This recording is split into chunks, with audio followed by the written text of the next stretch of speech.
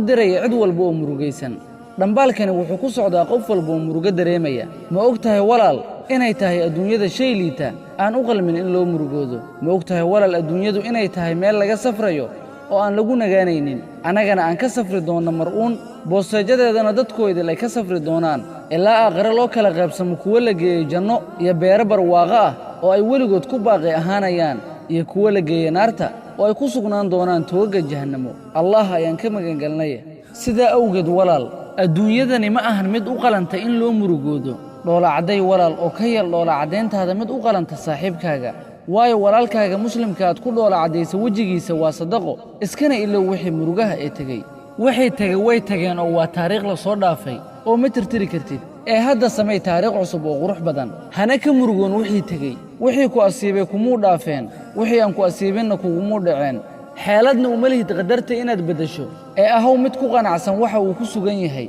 kana dhig noloshaada mid ku salaysan farxad yuusan ku murugo gelin qof wax kaa sheegay ama ku xantay adiga waxba kuma yeelayo ee asaga ayay dhibaysaa ogow inkan kuu caayo uu kuu hibeeyey wanaagyadiisii dembiyadaadiina la tirtiray ha noqdo shayga aad ka murugoonaysid macsi aad allah ka gashay hadduu jiro dembi aad ka gashay rabbi subxaanahu wa tacaala badi istikfaarta badso waxaad helaysaa risqi howlahoo kuu fududaada duriyad wanaagsan cilmi wax anfaca iyo dunuubtoo lagaa masaxo ku dadaal sadaqada haba yaraatee sadaqadu waxay demisaa xumaanta qalbigana way farxad gelisaa murugtana way kaxaysaa risqigana way badisaa hadduu jiro wanaag aad samaysa badi mahadcelinta allah waayo isaga ayaa ah ciddii ku haleejisay inaad samayso ha ahaato noloshaada mid ku dheehan himilo iyo hanfurnaan safar mararka qaarkood si aad u cusboonaysiisa noloshaada una soo aragto nolol iyo waddamo cusub ilaan safarku waa dhadhan kale si noloshaada wakhti aad ugu sheekayso waxyaalaha ay ku farxayso si aad u dhoolacadayso oo tag meel qabow ah si ay rajadaada u dheeraato farxaddaadana u siyaado waxaad ogaataa qaladkii aad gashay shalay ee kaa murjinayo inuu kuu noqon doono hadhow midaad kaga mahadiso waayo cashar ayuu ku baraya aadan hilmaami doonin weligaa haddaad tahay mid caqli u saaxiiba haddii aad dareentid murugo soo booqa dhakhtarada si aad u ogaatid nimcada caafimaadka soona booqa jeelasha si aad u ogaatid nimcadda xurriyadda ay leedahay soona booqa dhakhtarada dadka waalwaalan si aad u ogaatid nimcada caqliga ilaan waxaad ku jirtaa nimcooyin aadan ogayn qiimahoodee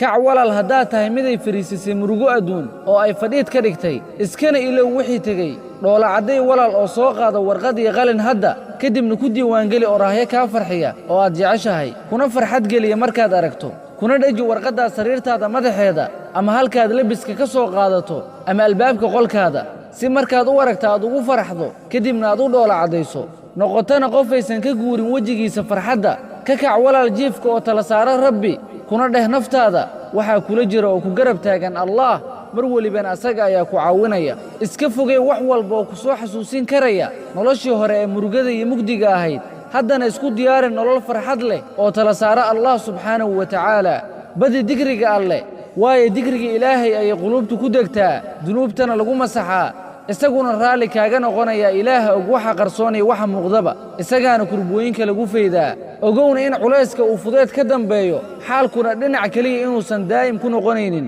ogowna in ayaamaha ay yihiin kuwo isbedbeddelaya oo ay maalin walba ay wadato dareemo cusub rajo yeelo oo haquusan wanaaji malaha aad rabbigaaga ka qabto oo ka sug wax kasta oo khayr ah oo qurxoon ku qurxi noloshaada reenreen dhoolacaddayn iyo cibaadada allaah ha ka quusan raxmadda alleh